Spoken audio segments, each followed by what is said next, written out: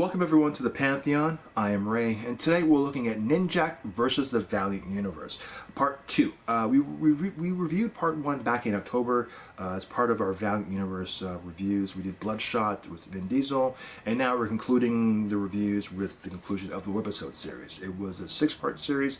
It debuted back in 2017 in April, and I think it concluded in end of April, early May. It's a fast-paced series. What every's not here obviously, but the one thing we agreed on was that it really is world building, and the way I explained that is when I saw John Wick, I saw Part 2, and then I saw Part 1, and then Part 3. So when I went into that, I had to learn on the fly and learn on the ground. Basically, I'll hit the ground running, because I did not understand the idea initially of the gold coins, and that every country and every city you go to, they have their own assassins, and there is a culture and a way they communicate, interact with one another that is kind of like its own civilization or civil society, and there are a bunch of rules in every case that's universal and individual, and there are rules that they can't break, and if you don't break it, then anyways, it's the same kind of concept with this series. You don't know the rules or the people involved, and as you're learning as you go along.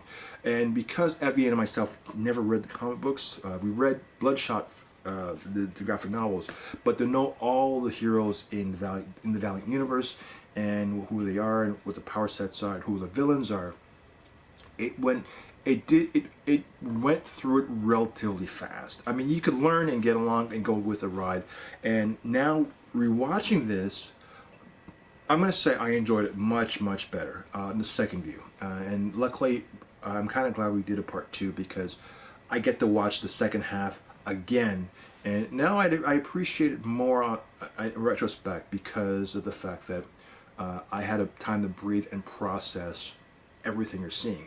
That was one of the things we had with it, is the processing of everything, because it does go so fast. And if you're not familiar with any of the properties, any of the any of the comic book stories or the characters, or never read a comic book, it is, I won't say difficult. I mean, it's easy. It's not easy to follow through, but like you have to pay attention to it. You can't like look at it and work on something on the side. You're going to have to like actually sit down and enjoy the webisodes. And in that sense, the webisodes are relatively short.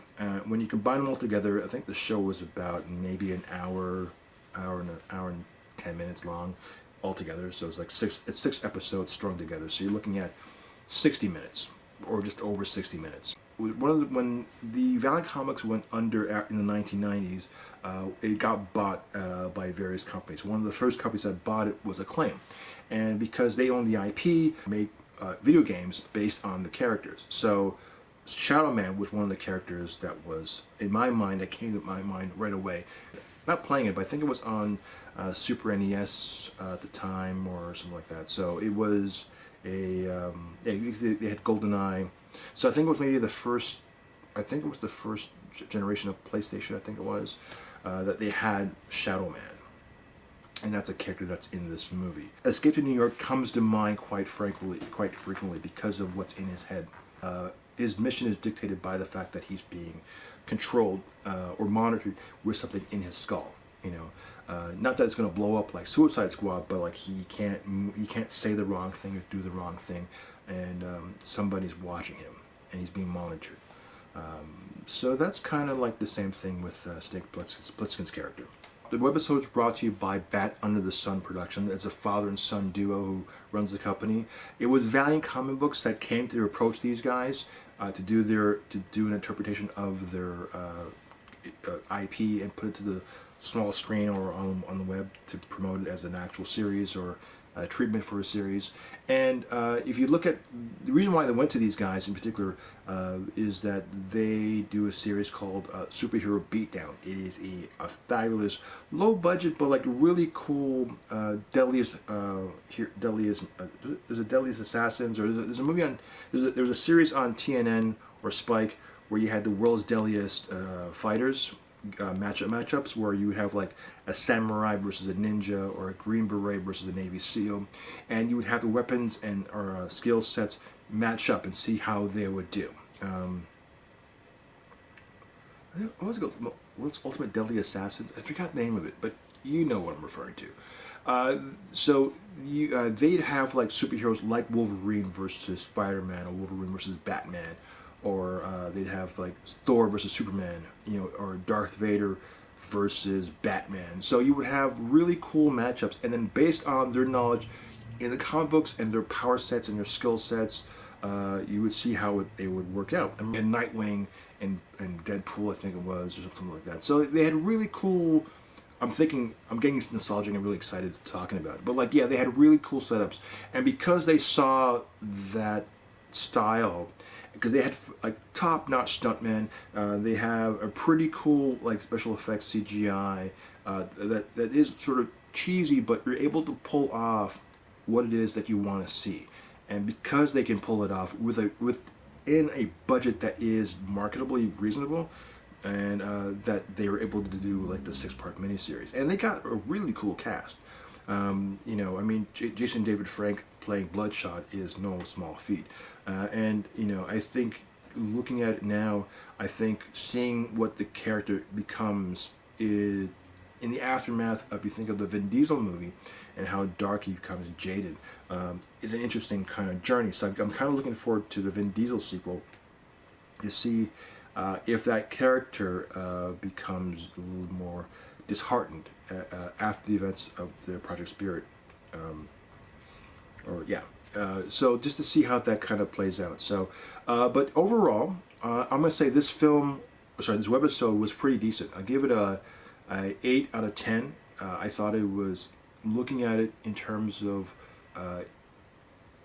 beyond the budgetary restraints of it, it told a decent story. The action and the humor was on point. The only downside to it was, Colin, the lead character, who's Ninjak, he starts off the beginning with a very strong British aristocratic accent, and then he loses it completely by the end.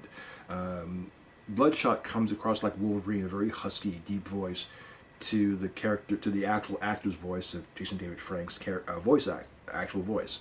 So there's a lot of inconsistencies from beginning to end. I mean, people just gave up on terms of their vocal performances.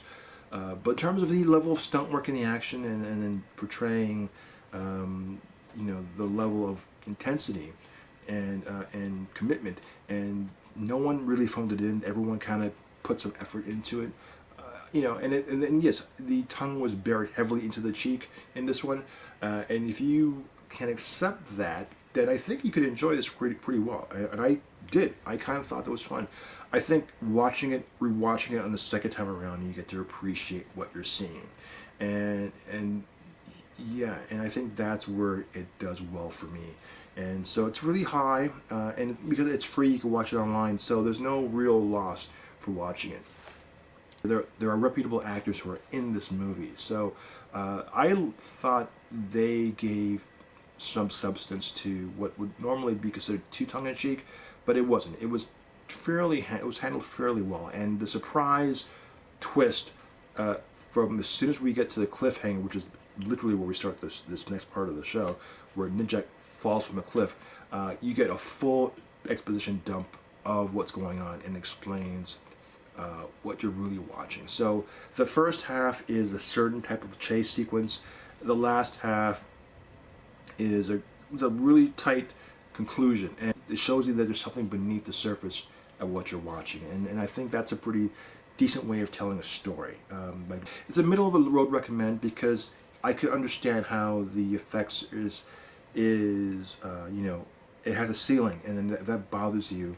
But I think the story is pretty decent, and I think it's intentionally meant to be like an asylum picture. So if you like Sharknado, if you like Snakes on a Train, this is it. This is your kind of humor, but the action is really good. I mean, it doesn't let up. It's a fun chase, and it's quite exciting. And if you like that, you're going to like this webisode. And it's 6 episodes. It's about an hour long in its entirety. You can watch it on YouTube, and it's a good hour, killing time. So with that, I'm Ray, and I'll see you next week. Take care.